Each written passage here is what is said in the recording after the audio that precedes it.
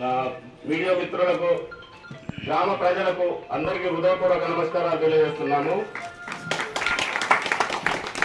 అయితే ఎలక్షన్ల టైంలో 6 గ్యారెంటీలు ఇవ్వడం జరిగిందో వాటిని అన్నిటినీ అమలు చేయడం జరిగింది.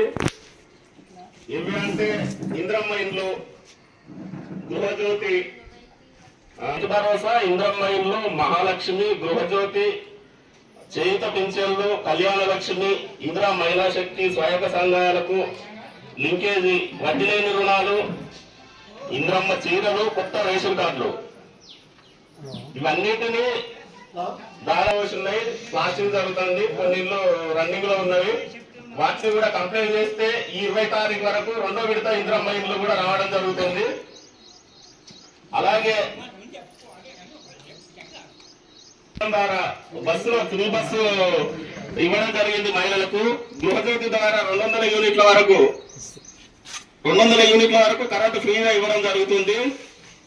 అది మన దగ్గర లిస్ట్ ఉన్నది. ఎవరెవరకు ఈ 2 సంవత్సరాల టైంలో ఎంతెంత లబ్ధి పొందిరు అన్నది పేర్ల వారిగా కూడా ఇవ్వడం జరిగింది. ఇంకా కళ్యాణ లక్ష్మి కూడా పెళ్ళైన త్వరగా అప్లై చేసుకుంటే 3 నెలల లోపు అవి కూడా రావడం జరుగుతుంది. అలాగే మహిళలకు వడ్డీ లేని రుణాలు గవర్నమెంట్ వచ్చిన తర్వాత దాదాపు 4 సార్లు వడ్డీ లేని రుణాలు రావడం జరిగింది. రేషన్ కార్డులు అయితే దాదాపు ఒక 10 సంవత్సరాల వరకు ఒక్క రేషన్ కార్డు కూడా ఇవ్వలే. పిల్లలు 10 సంవత్సరాలు అయినా కూడా వాళ్ళకి రేషన్ కార్డు లేని టైంలో గవర్నమెంట్ వచ్చిన తర్వాత అందరినీ ప్రతి ఒక్కరికి రేషన్ కార్డు ఇవ్వడం జరిగింది. శాఖల నుంచి వచ్చారు అధికారులు, వాళ్ళు ఊరికి ఏమేమి ఇచ్చారో వాళ్ళు కూడా చెప్తారు. మన ఊళ్ళో ఉన్న సిఏలు, ఫీల్డ్ అసిస్టెంట్లు, ఆశాలు కూడా వాళ్ళు చేసిన పని లేదో వాళ్ళు చూసుకుంటారు, మాట్లాడతారు. మన గ్రామ ప్రజలు, ప్రెస్ మీడియా వాళ్ళు, వచ్చిన ప్రతి ఒక్కరికి, పెద్దవారందరికి కూడా నా యొక్క నమస్కారాలండి. మనం ఈరోజు ఈ గ్యాదరింగ్ యొక్క ముఖ్య ఉద్దేశం ఏంటంటే ప్రజాపాలన ప్రగతి ప్రణాళికలో భాగంగా 99 రోజుల కార్యాచరణ ప్రణాళికలో భాగంగా ఈ రోజు మనం ఈ గ్రామ సభని నిర్వహించుకుంటున్నాం.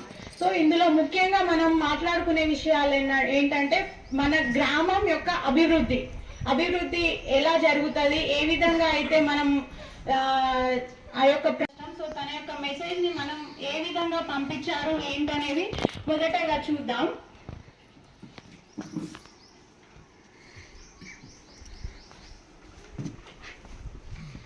మిత్రులారా, ప్రజాప్రభుత్వం బాధ్యతలు స్వీకరించి 2 సంవత్సరాల 3 నెలలు పూర్తయింది.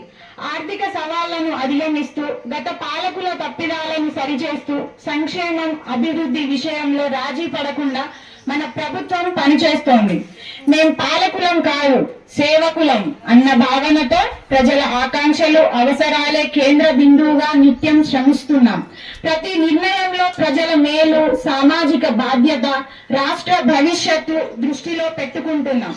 ఉప ఎన్నికలు, పంచాయతీ ఎన్నికలు, మున్సిపల్ ఎన్నికల్లో వరుస విజయాలతో ప్రజాపాలనకు మేము ఆమోదం, మద్దతు ప్రకటించారు. మీరు ఇచ్చిన ఈ ఫలితాలు మా బాధ్యతను మరింత పెంచాయి.